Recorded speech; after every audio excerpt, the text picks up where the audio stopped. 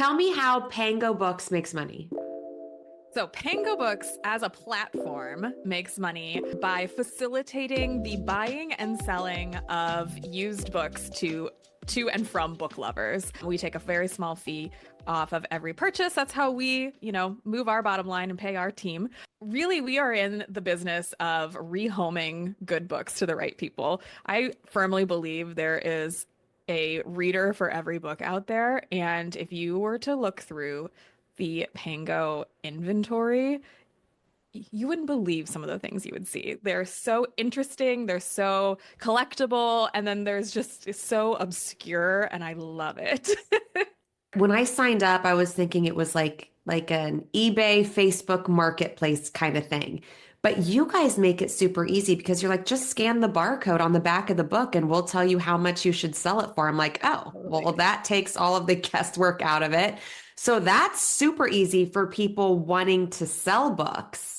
Yeah, so when you sign up for Pango as a seller, it's really similar. If you're not familiar with Pango, it's similar to like a Mercari or a Poshmark or like you said, an eBay or Etsy. It's a marketplace, but we specialize in just books and like bookish things, like some bookish stickers and merch from, Fairy Loot and Owl Crate, those kinds of things. But yeah, all you have to do is take a photo of the book and scan the barcode. When you scan the barcode, you get all of this information about the book that is auto fills for you. So it's just like 4 clicks, honestly. We have a ton of data of like what this book has sold for in the past, what it sells for right now if you've got other copies, if there are other copies of this from other sellers.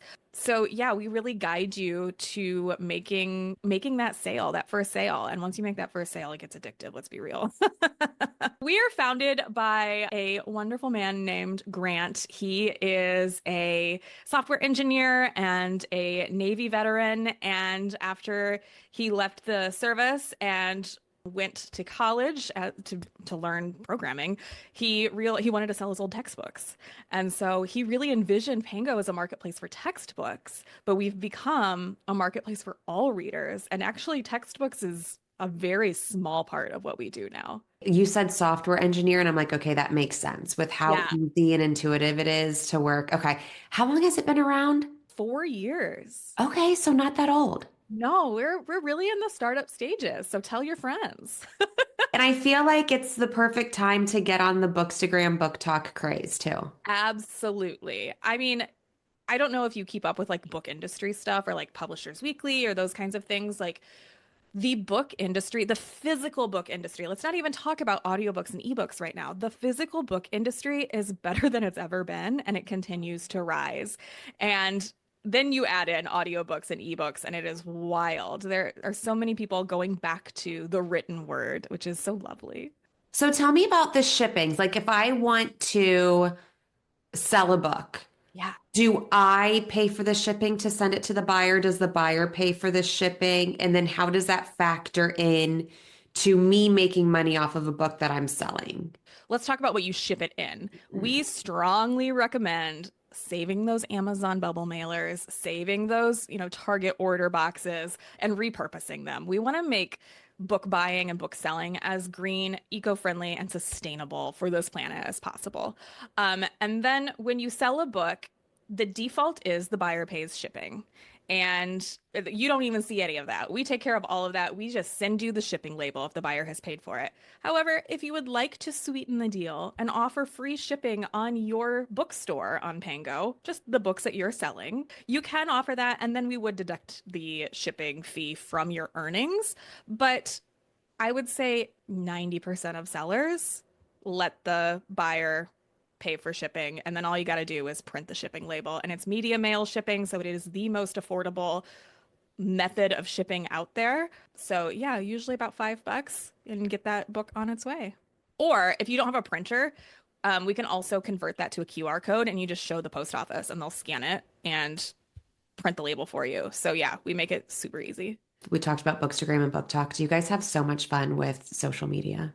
Oh my gosh, yes. If you follow us on social media, you've probably seen our director of marketing, Esther. She is an absolute delight. She is like an OG Bookstagrammer. I think she has like 70,000 followers on her own like Bookstagram account. She's like been an Oprah and everything. She's a minor celebrity in my, I'm such a fangirl. But she is so silly and fun and makes excellent recommendations. And she's always given away PangoBucks on our social media. Yes. Okay. Tell me about the Pango Bucks. I've seen this, and I've seen that So you guys also work with a lot of influencers to promote yeah, Pango Bucks. Okay. Break the yeah. Pango Bucks down. All right. So when you make a sale, you sell a book, it ships it off, the buyer is like, "Yay, I got a new book." And you've made, I don't know, anywhere from 80 cents to, a couple $1,000s. We have seen those transactions. Wow. Anyways, you get that and then it goes into your Pango bank. And what you can do with that is you can use that towards buying books for yourself, recycling those dollars, and that's what we call Pango bucks. Or you can transfer those to your checking account or your PayPal, and that's, fairly quick. So you can make actual dollars, but if you choose, you can also use them as what we call Pango bucks towards another book for yourself in your own personal library. And then we'll a lot of times. If you're following us on social media, you will see this. We will give you Pango Bucks for sharing things, for getting our Friday trivia questions correct, for winning giveaways, winning all these sorts of things. And it's just like we're just kind of behind the scenes adding, 10, 15, $50 to your account just so you can buy more books. Because Oh my gosh. we just want to talk about books with you. Let's be real. That's so fun. Okay, wait. Back up to when you said people are making like thousands of dollars. I know. I know. So these special editions are so hot for all these like romantasy books, right? But there are also like those really, really niche collectibles. I think one of the most expensive things that we have seen go through Pango, it was like a signed first edition collection of speeches, and I think it was Chester Arthur, the president, President Chester Arthur's collection of speeches signed by the president.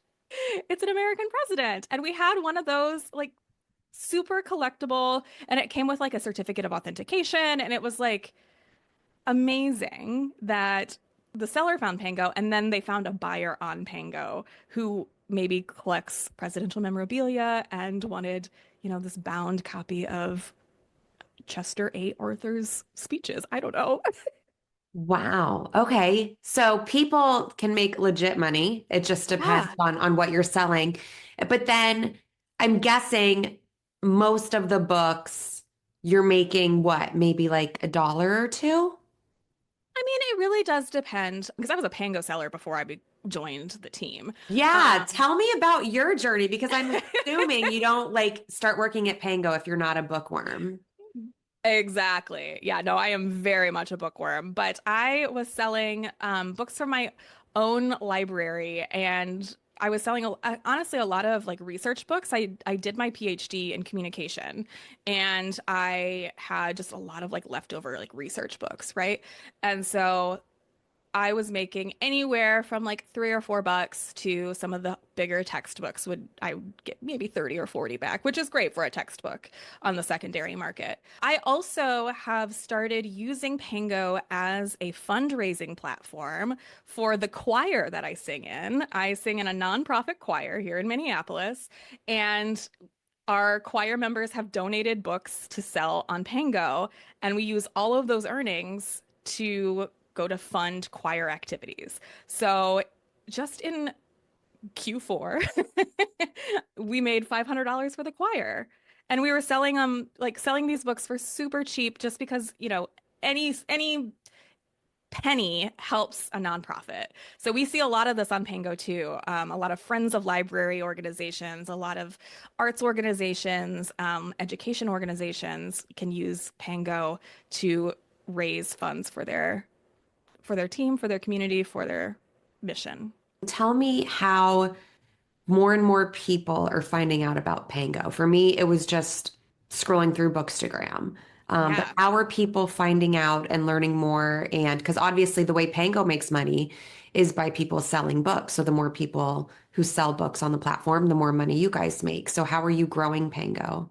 Yeah, so right now we are really leaning into the influencer strategy on Bookstagram and Book Talk.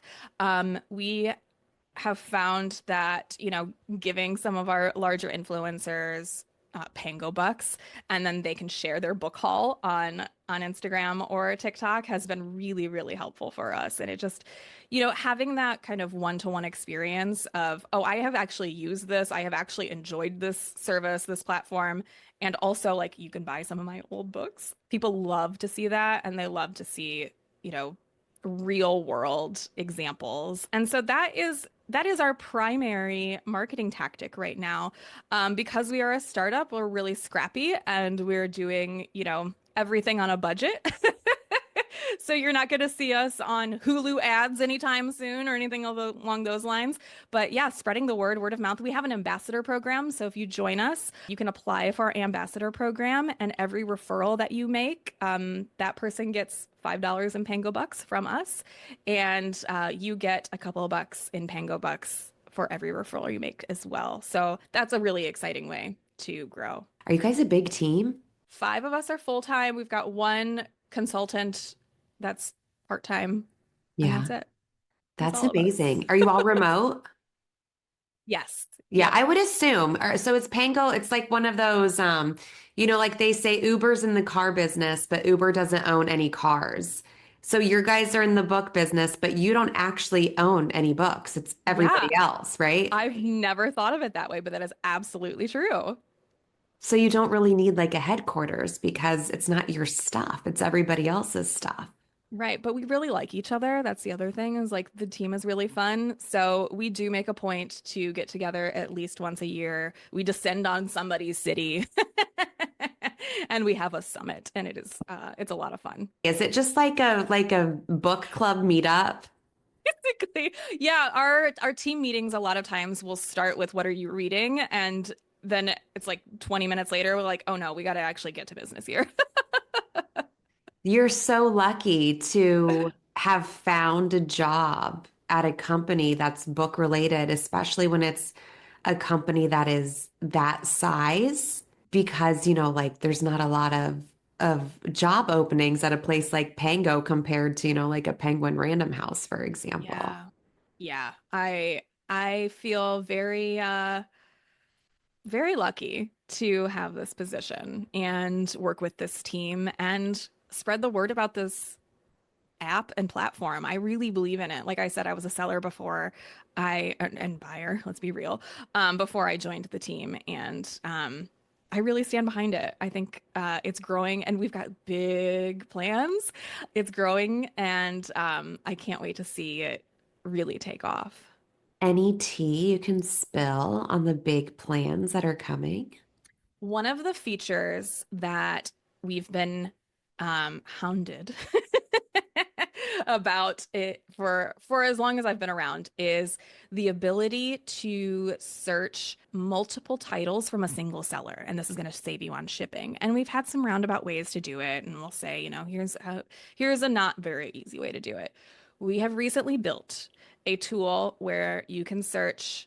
Let's say you're looking for The Women by Kristen Hanna, and you're looking for Pachinko by Min Jin Lee, and you're looking for something really obscure, like a cookbook by Rick Bayless or something, right? You can put those titles into our new search engine, and it will filter sellers that have all three of those titles for you. So you can shop from one store, save on shipping that way. It will also filter it by who's got the best price too. So that's really exciting. That's very cool. It reminds me of like those websites where you look in your kitchen and you say, okay, these are the ingredients Yeah. I have. What can I make? Yeah. Or you're looking for you're looking for the entire like ACOTAR series, the Court of Thorns and Roses series, but you've already read ACOTAR. You've already read the first one. So you're just looking through books 2 through 5 or whatever. Or even you're looking for books 3 and 4, and that's it. You can do it that way too. Which, by the way, I was so against reading that series because I was like, I don't like romantasy, but Yeah. I did like Twilight and I did like Harry Potter and I did like The Hunger Games. And everybody was like, oh my God, Hmm. just freaking read it. So now I'm currently on book 3. Yes. Yeah. Well, if you're looking for 4 and 5, I've got a search engine for you. Okay, so what are you currently reading? What's your current read? I I power through books. I read a few books a week. I am currently reading Young Rich Widows, which is co-authored by Kimberly Bell, Lane Fargo, Kate Holohan, and Vanessa Lilly. This book is hilarious. It's a series. It takes place in the 80s, and it's the wives of a bunch of rich lawyers who were in with the mafia. And this is not a spoiler. All the lawyers die in the first chapter. And so the widows of these rich lawyers are like trying to figure out what happened to them. And it is just such a good time.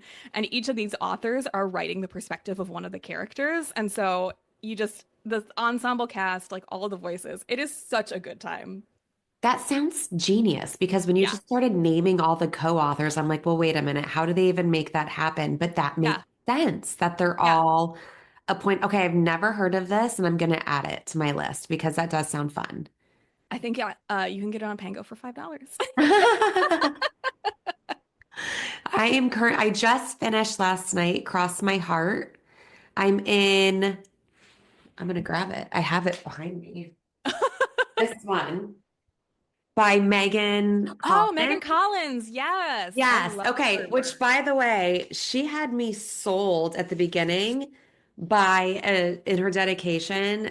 It says for everyone who relates to the prophecy by Taylor Swift. And I'm like, okay, we have a Swiftie reference. There are so many Taylor Swift references in here. I was like, okay, Megan, you got me.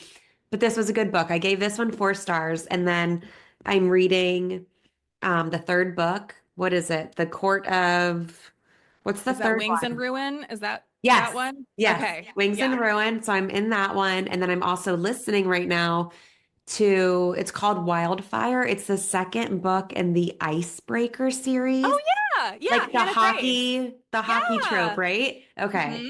So I had to get in on this because it's all over the book talk, all over the bookstagram. My Hmm. husband used to play professional hockey. So I'm like, I have to read these like hockey romances. Um, and I liked Icebreaker better. I'm going to finish Wildfire. I don't know if I'll make it to the third one in the series, but they're very cute, fun romance when you need to like get away from the murder of it all.